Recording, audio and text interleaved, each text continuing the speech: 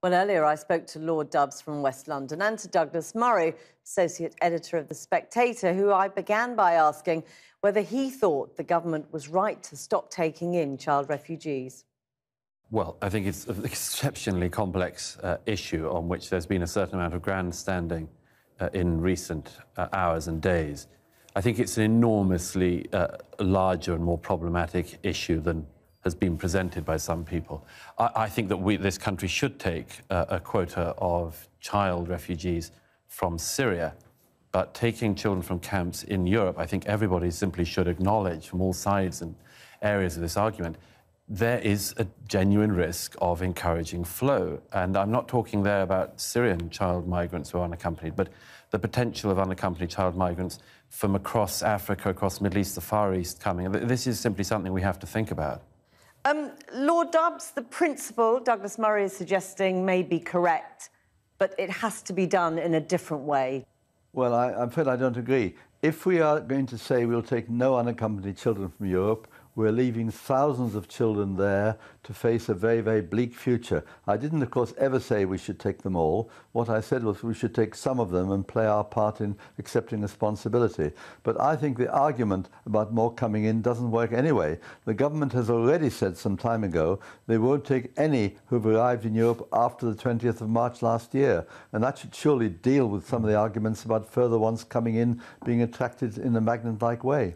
Douglas Murray? My simple point would be on this. There are children that are already in Europe, and something has to be done about that. And I think that Lord Dubbs' amendment, among others, is correct in recognising that part of the problem. However, I think that it is also necessary to recognise that the encouraging of the flow risk is, some people undoubtedly use it as a get-out from doing anything. And I'm not arguing that. I'm simply saying that there is certainly a case for saying if Europe will keep on taking in unaccompanied child migrants, there are undoubtedly traffickers who are going to and are taking advantage of that. So we simply have to... But Lord Dubbs is making the point that we are, by closing this now, we are leaving children in a desperate, potentially dangerous state. But look, every single country in Europe is trying to find a way to salvage our conscience on this.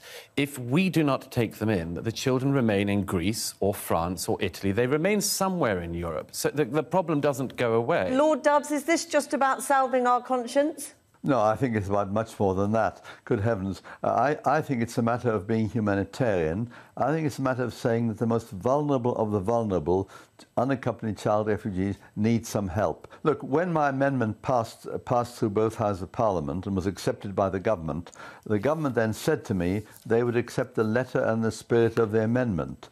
And to suggest that the whole scheme should be stopped after we've taken 350 is not accepting the letter and spirit of the amendment. Look, public opinion wants to do this. But local authorities are happy to take more children. It's not so difficult. Could I just pick up on one thing of that?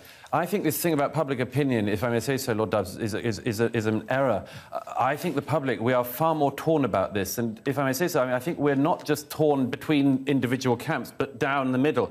Most of us would like to see children who are genuinely at risk not to be at risk and to take them in. However, public opinion is not up to taking the quantities of people who are now already in Europe. And this is a massive political problem.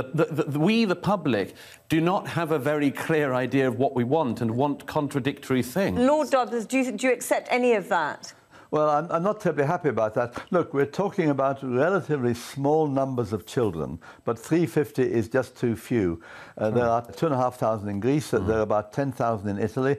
It isn't very much to say that we can take a few of those, a few more of those than we're taking. And I think the government is wrong in principle to arbitrarily say we're going to stop this just suddenly. And Douglas Murray, can I just put this point to you? When the government announced they would take in unaccompanied children last year, the then immigration minister said we have a moral duty to help. Yes. Has that moral duty dissipated in the last 6 months? No, I simply think that this is such a vast continent-wide issue that there is a temptation to think, there's always been in this country, we'll take the people in Calais, we'll take people with no recognition that, for instance, the number of people in Calais are arriving in every single day to southern Italy. We in this country have a very localised view of this problem, and we need to look at the totality of it. Lord Dubbs, very finally. Yes, look, we've already said there's a cut-off date.